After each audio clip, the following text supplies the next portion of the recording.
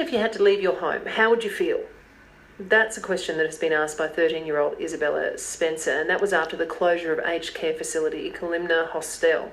Now, she circulated a petition in Strathalbyn and has been fighting to reopen this after Country Health SA closed it last month following changes to the way the Building Code of Australia standards are applied for residential aged care. Now, safety standards now require doorways and halls to be wide enough for beds to be wheeled out in an emergency.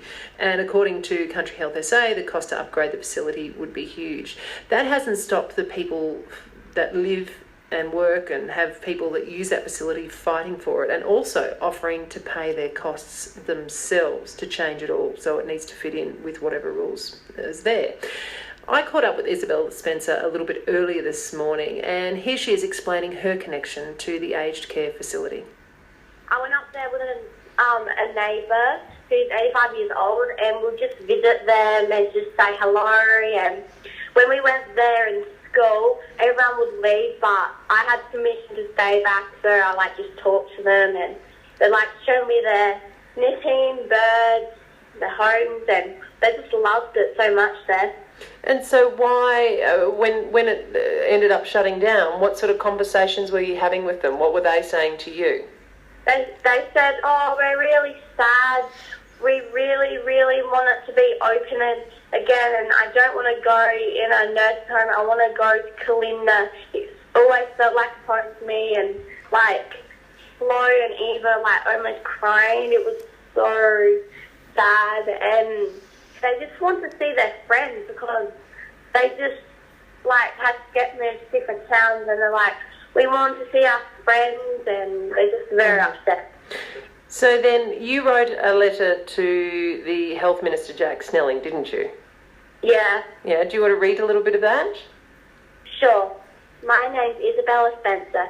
I'm 13 years old and live in Strathalbyn. I'm so upset Kalimna has been closed down. I want you to help me so we can keep it open. You might think because I'm young, I don't understand much, but I do. I've been going to Kalimna since I was 4 years old with my school, and my old neighbour Margaret, who's 85 years old. This year I couldn't go because it was closed down, and I was very upset about this. Even though we went to the nursing home, it's not the same as Kalimna. I just felt more homely because the old people showed me their knitting, gardens, and their homes and birds. And the old people in the nursing home don't do anything but sit and listen to us sing, but that's okay. One of my friends, Glennis, was forced to go to the hospital and live until she goes to the nursing home. She hates being in the hospital and doesn't want to live in a nursing home. Just let her go home. The man in the wheelchair couldn't stand the hospital and was sent to another town and didn't want to go. I won't see him now, and I'll miss him. All my friends are sad. The old people are sad, and we think they should be allowed to go home to Kalimna. All these people are very sad and want to go home. Now more old people won't get to go to Kalimna, which means our school can't visit anymore. One day I want to work there because I love old people, but now I can't unless you open it again. I beg you to help me somehow so Kalimna can stay open and all the old people can go home so they'll be happy. And I just wanted everyone to know that I never got a response from Jack Snelling, and now I think he doesn't even care about the old people or what happens to them, and that makes me feel very sad because the old people need someone to help them. Okay, and you've done a petition and you've got over 700 signatures in favour of reopening this hostel. I actually got 1,273 signatures. Whoa! Okay, so we're over 1,200. Fantastic. But your mum, Andrea, is there. Would you be able to put her on for me? Yeah. Thank you. Okay. Your daughter is quite the live fire. Yeah, I didn't realise that happened to you now. I didn't realise she was so passionate about the elderly people, so it quite surprised me because she's so young. But she's obviously had a really good association and has felt really welcomed and made friends of some of the residents there at the hostel. She has. She's been going up there for years with one of my elderly neighbours. She's 85 and a lot of her friends are in Kalimna, so she's quite a regular little visitor. She has been for years. Mm-hmm. Now, I understand there's an important meeting tonight. Yeah, there is at Norwood at 7:30 in the Norwood Town Hall. So if you can just explain a little bit further why this hostel is so important to the people of Strathalbyn. Why Why was it so important? Why was it so important to them? Well, my opinion is that because the residents years ago funded the money to build the building, they feel like that it's their building because they've paid for it. And I think because a lot of people in Strathalbyn are aged, we need this facility, and that's what the community thinks. Well, why are you going to close this down when it's a needed facility? You know, so yeah, and it's a low care, and there's no other low care facility for who knows how many miles. So then, given that, obviously, the fire standards have changed, and so it's an issue of safety, according to Country Health SA. Could it be fixed?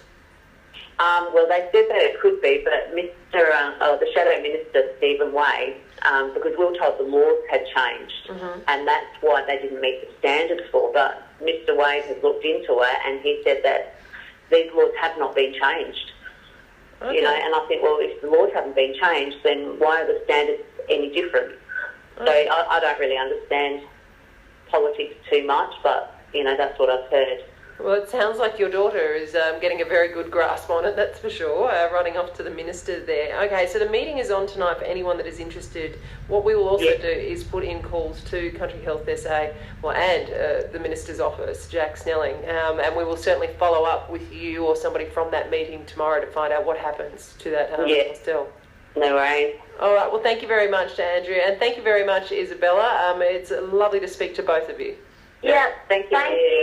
So that was when I caught up with them before coming on air this morning. And Stephen Wade, who Andrea mentioned there, is Shadow Minister for Health and Ageing, and he is with me. Hi, Stephen. Hi, good morning. Isabella and Andrea's sentiments and everybody else's sentiments are all well and good, but I mean, if it is an issue of safety, are there really any options and other options that can happen with the Kalimna hostel up in Strathalbyn? I certainly believe there are options. Isabel's done a great job at shining a light on the human impacts of this decision and the strength of the community feeling.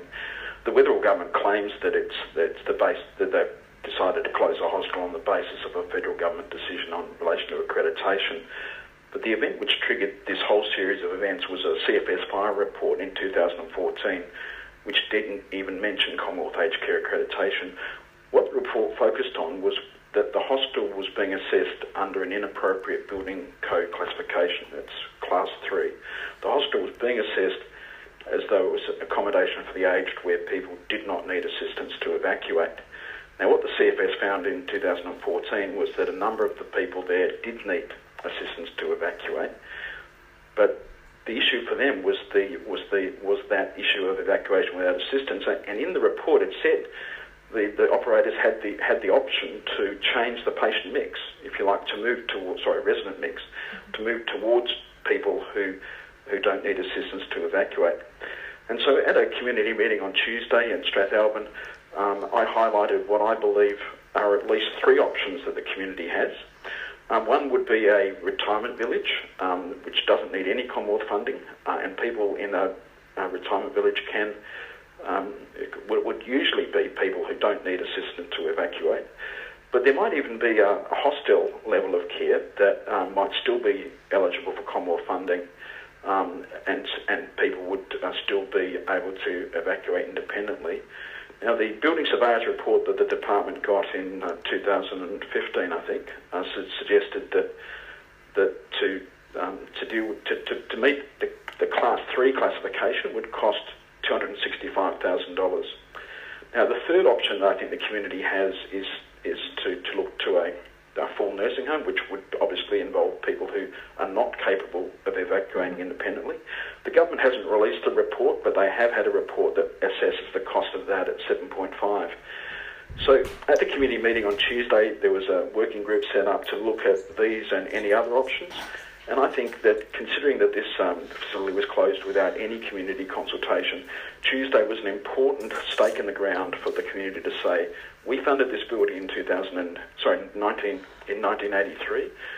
It's our services, the future of our services that you're talking about. We need to be front and centre in this discussion. And I think it's really important that the Wetherill government is open to all the options, and that includes a retirement village right through to a full nursing home. Rob, good morning. You live in Strathalbyn?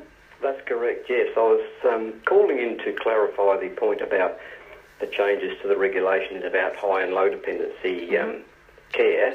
However, I've just been listening to Stephen Wade, the opposition spokesman, on the subject, and I believe he's probably covered that. Okay, so that's the distinction between high dependency and low dependency, saying that it's been removed by the federal government from the Act, allowing the state to say that this facility is not suitable. That was the point. Well, that was the point, because it's allowed the state government and health department to manipulate that change to say that the building's not suitable when, in effect, for a small sum of money in terms of state budgets of around $250,000, the building could have been upgraded to accommodate the change, but also if it was deemed that it was only suitable to be kept on as low dependency, because that means that people would be fully ambulatory, there was no reason for closing the facility down. Okay. Thank you, Rob. Let's go to somebody else. It might be a neighbour of yours who lives in Strathalbyn. Good morning, Rick. Good morning. What's your take on all of this?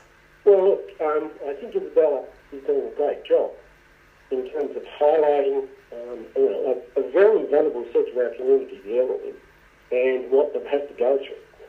But something that's being missed is that the Premier has been at pains to say his government will consult and then make a decision, not make a decision and then try to defend it.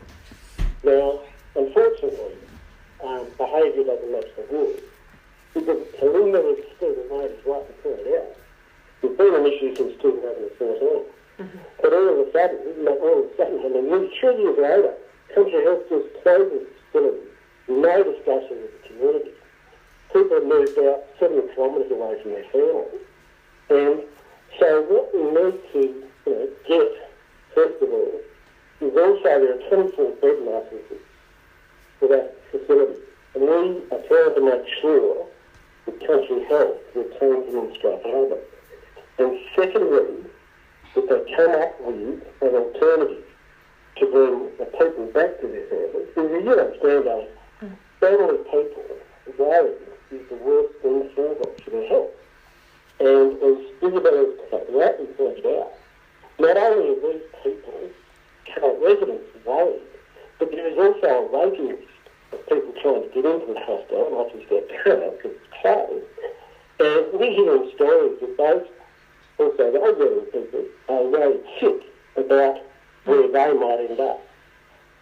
I can only imagine the stress levels that have been on families throughout that area. Thank you, Rick. Thanks to everybody that have called through. Thank you also to Stephen Wade, Shadow Minister for Health and Ageing, and Isabella and Andrea Spencer. Again, the meeting about Kalimna and other facilities will be held at the Norwood Town Hall tonight at 7:30, and I'll certainly follow up with this and put in that call to the Minister's office when I get off air, and we'll follow it tomorrow.